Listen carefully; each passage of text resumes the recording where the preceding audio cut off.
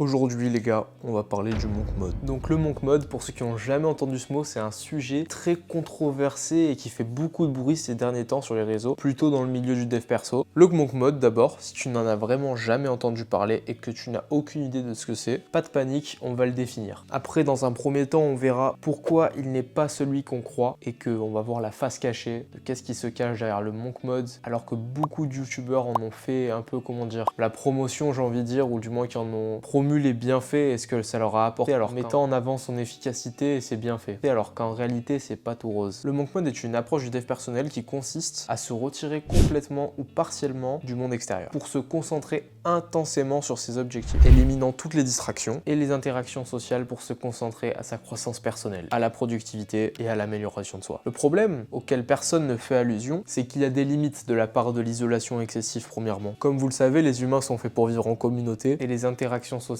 sont essentielles, voire même indispensables pour notre bien-être émotionnel ou notre bien-être mental. D'ailleurs, cette absence de connexion pourrait nous conduire à une détresse émotionnelle et à un sentiment de solitude accru. Non, ce n'est pas tout. Le monk mode pourra venir créer un déséquilibre majeur dans ta vie. Durant ta pratique, le déséquilibre pourrait conduire à une pression excessive pour réussir, ce qui pourrait entraîner un manque de soins pour la santé mentale et la santé physique. La personne qui pratique le monk mode pourrait très bien venir sacrifier son repos. De plus, probablement qu'il va ignorer les signaux de stress et donc compromettre son bien-être au général. D'autant plus que l'accent mis sur le fait de réussir pendant cette période intensive peut créer un stress énorme, surtout si vous ne parvenez pas à réussir. Ce sentiment de réussite dans un délai défini générera une pression certes qui vous tirera vers le haut et vous poussera, mais il faut savoir nuancer ses propos. Cette pression pourra créer en vous également une anxiété, voire une dépression en cas d'échec. Une fois que tu mises tous tes pions, toutes tes cartes, que tout ton temps, tes liens sociaux, tout est dirigé que vers ça et que tu échoues, il te restera plus rien. Plutôt que se retirer complètement du monde extérieur, je crois en l'importance d'une approche équilibrée et constante. Trouver un équilibre entre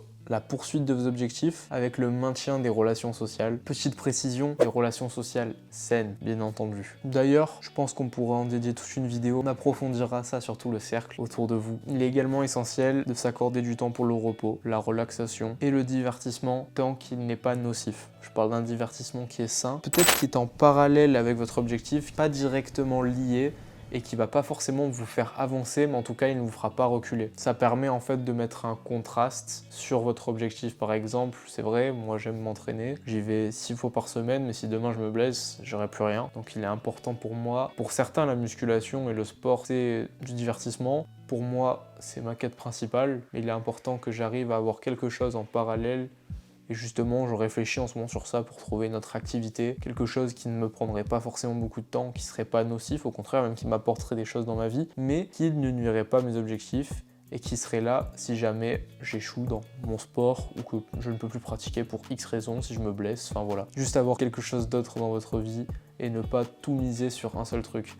Attention par contre à ne pas vous éparpiller, trop d'objectifs te fera reculer des uns et des autres, donc tout est question d'équilibre justement une fois de plus. Après c'est sûr que le monk mode peut sembler attrayant pour ceux qui cherchent à se concentrer sur l'objectif et qui veulent vraiment avancer, mais il comporte des risques et des limites significatives. Je crois fermement à une approche plus équilibrée, tout ça dans la constance et la poursuite de nos objectifs, tout en gardant des connexions sociales, avec l'environnement propre pour votre réussite. Et toi qu'est-ce que t'en penses? Est-ce que t'as déjà eu des expériences avec le monk mode ou des idées avec cette approche? En tout cas, si t'en as eu ou pas encore, n'hésite pas à partager tes réflexions dans les commentaires et à me dire ce que t'en penses. Ça serait avec plaisir que je viendrai discuter avec toi, en débattre dans l'espace commentaire. Pour savoir si tu penses comme moi ou si pour toi, peut-être que je fais fausse route et que le monk mode, c'est la voie de la réussite. En tout cas, j'en serais ravi d'en débattre. Merci de m'avoir regardé, merci de m'avoir écouté. C'était Naito, bisous.